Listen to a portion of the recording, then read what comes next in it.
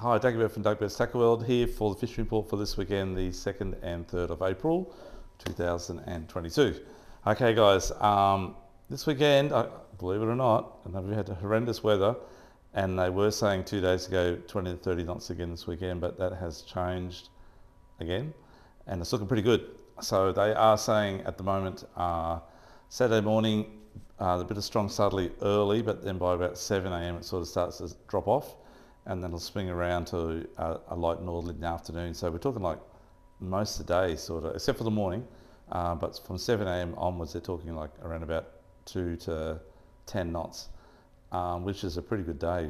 It's something we haven't seen for a long time. Then on Sunday, we're going to have light northerlies in the morning and reasonably light northerlies all day, actually, around about that sort of 10 knot mark. So it sounds pretty good. The only hassle is there's a big swell coming up from that low that's smashing down Sydney way at the moment. That swell's meant to peak tomorrow afternoon at about 3 to 4 metres.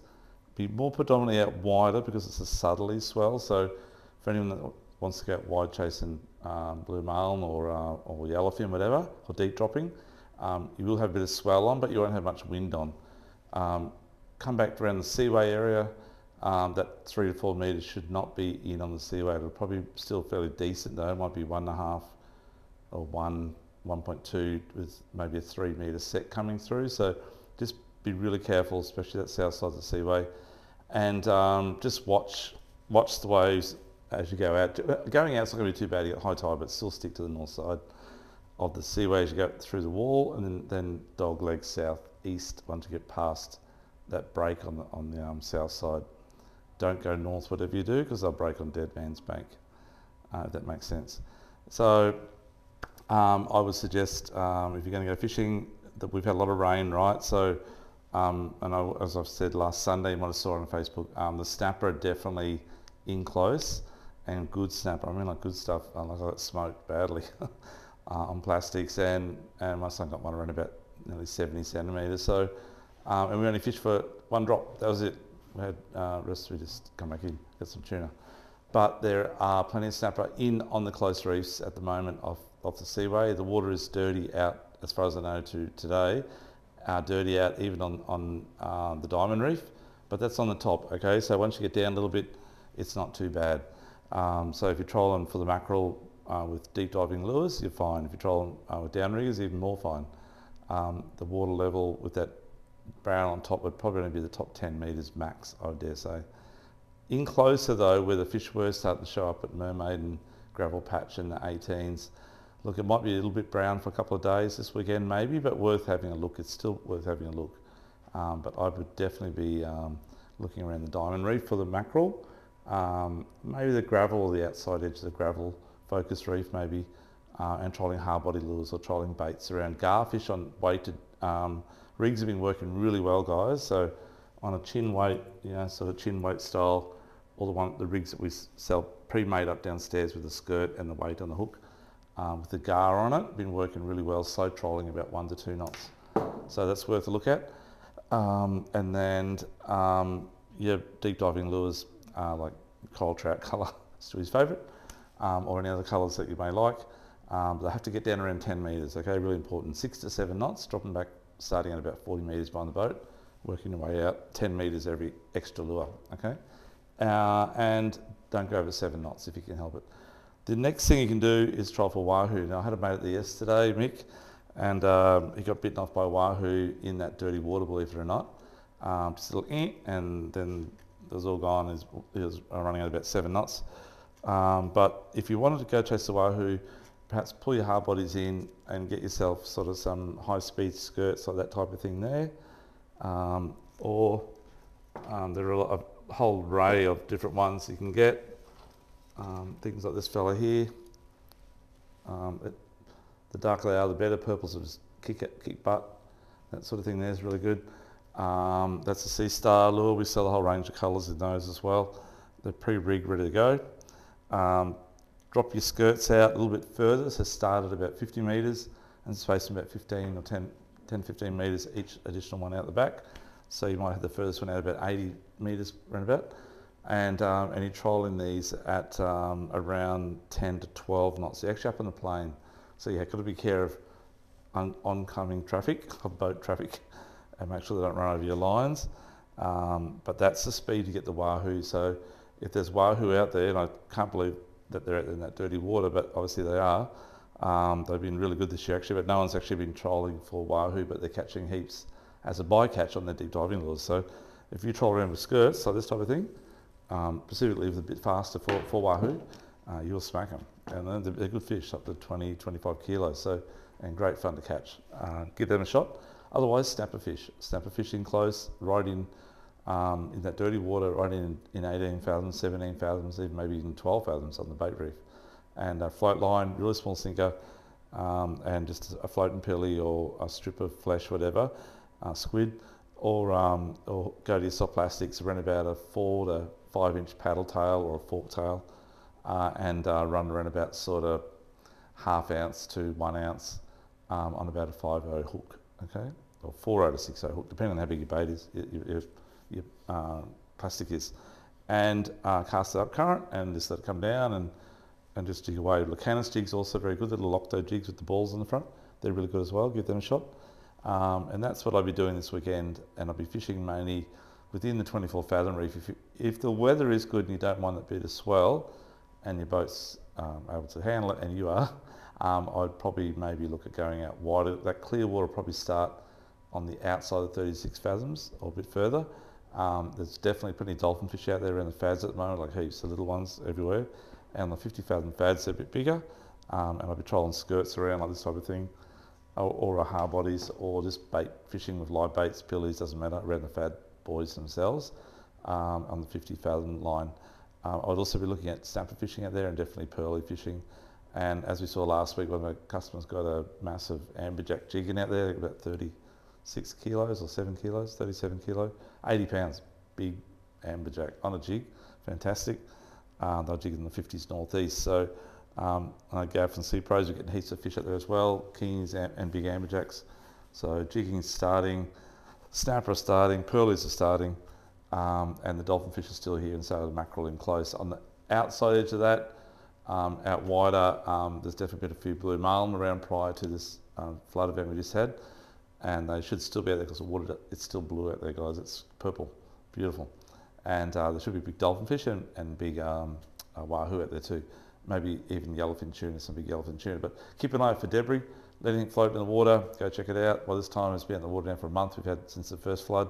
There may be dolphin fish and Wahoo around that debris already. So check it out. That's probably it for offshore.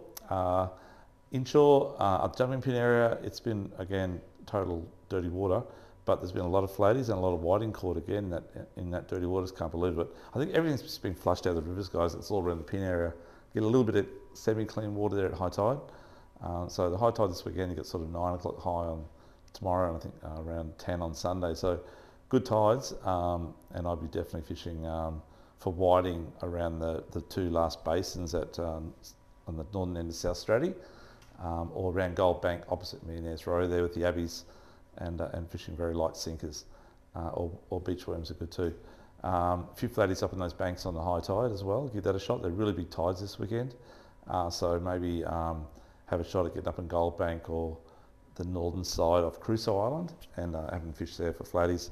Cast soft plastics, cast hard bodies. Those banks around Pandanus, around the bedroom there, it's sort of semi-clean there in high tide as well, and just cast plastics around and hard bodies, okay. Plenty of mud crabs been around the mouth of the Pimpamar and also the north arm of Coomera, in the Logan, out the front of the Logan. The prawns were off and on. I haven't heard much since the rain, but before the rain, which was only a few days ago, they were really good up at around Lamb and around Jackson's, which is the northern end of Russell Island, on the west side of it, okay?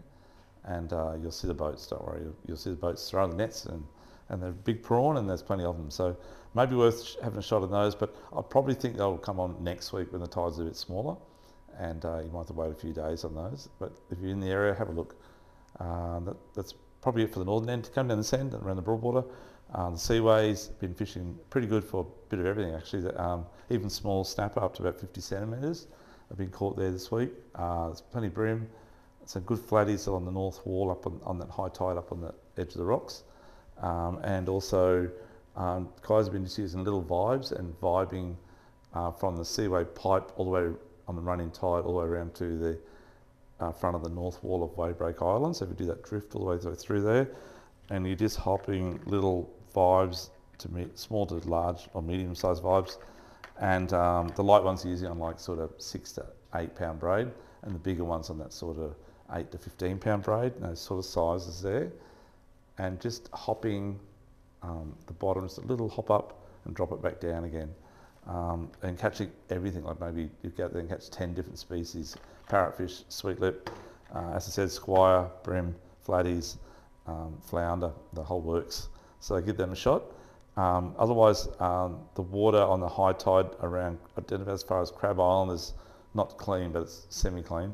I'll be definitely casting plastics around, something like that sort of fellow there. The fuse, pink's really good in dirty water, and really light jig head, probably about a 1/6 in a 3/0, and just twitching around the top of those banks for flatties. Give that a shot. If you're land-based, I'll be fishing along the front of the foreshore at sort of Bigger Creek up to Chara Seafood, along the front there with the yabbies and worms, and fishing for whiting. All those whiting in the Mangrove have been flushed back out again. The Hinds dams are running at 110%, I think 108. So it'll flow over for probably 3 weeks yet. So all those whiting that were heading back up the river or gone back down again. So they'll be along the foreshores. Try also along the spit, along the beach. Definitely worth a try from the Sandpump and Jetty to probably Focus building at surface. So anywhere on that front there, you see little gutters, and then there's some nice little deep holes pushed right up hard in the main area of the beach. And in those areas where you get your whiting and bream casting, yabbies and worms, whatever. There's millions of worms on the beach too if you want to go catch some beach worms.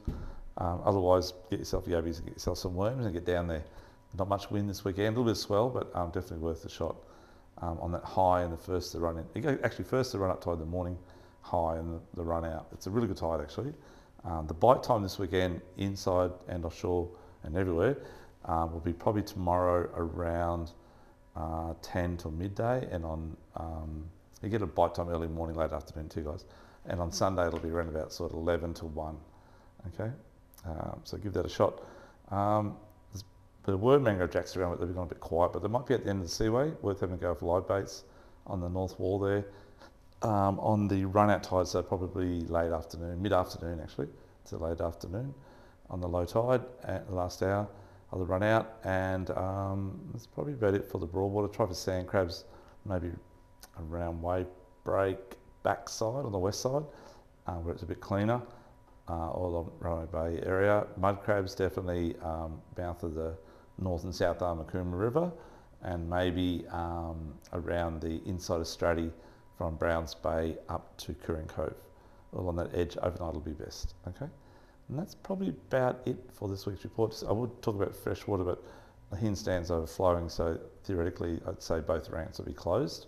So just don't go down near the wall and stay away from there. If you're going to bank fish, maybe go right at the back. Okay, so enjoy the weekend, and we'll talk to you again next week. And it's Dougie from Doug Burt's Tackle World here at number 8 Centreview Drive, Bigger Waters. Don't forget to follow us on our YouTube channel, Doug Burt's Fishing Channel. Welcome to learn a lot there, and please tell your friends about it as well, get them to like us as well. And in our Instagram page, got putting pictures there, and our Facebook page, and at Doug Burt's Fishing Tackle World. Thank you. Bye-bye.